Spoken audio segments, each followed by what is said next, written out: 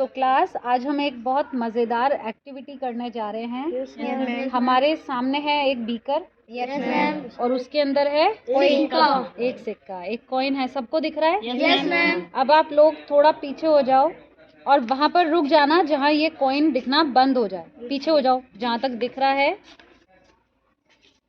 जहाँ पर दिखना बंद हो जाए वहाँ पे रुक जाना। अब नहीं दिख रहा? गुलशन दिख रहा है अब? अब नहीं दिख रहा। चलो अब हम देखते हैं।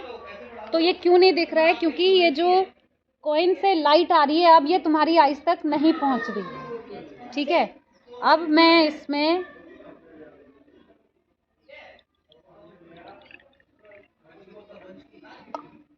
अब दिख रहा है? Yes ma'am. सबको ये कॉइन दिख रहा है? Yes ma'am. तो अब क्या जादू हुआ कि पानी डालते ही ये दिखने लगा?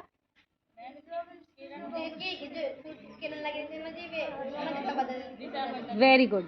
तो जो किरण यहाँ से आ रही थी अब उनकी दिशा बदल गई है।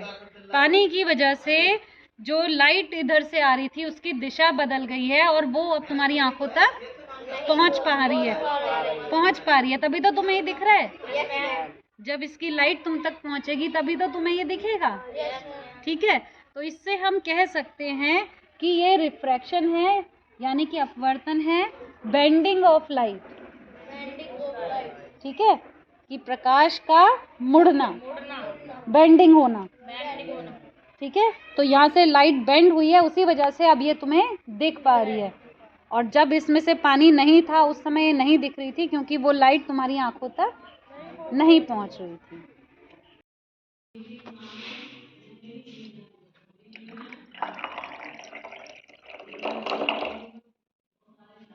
ये अपवर्तन का एक बेहतरीन उदाहरण देखिए। जब हम बिना पानी के हमने डाला था तो सिक्के का साइज़ बहुत छोटा था। अब हमें ये ऐसा लग रहा है कि सिक्का बहुत बड़ा है। और अगर हम इस तरह से देखें तो ये हमें ऐसा भी आभास होगा कि सिक्का ये थोड़ा ऊपर की तरफ है, बट वास्तविकता में वो तली पर है इसके। ठीक है, और अगर हम साइड से देखें तो हमें ऐसा लगेगा कि सिक्का थोड़ा ऊपर रखा हुआ है। उसकी गहराई का हम अनुमान इस प्रकार नहीं लगा पाएंगे, हमें लगेगा कि ये थोड़ा पास ही है।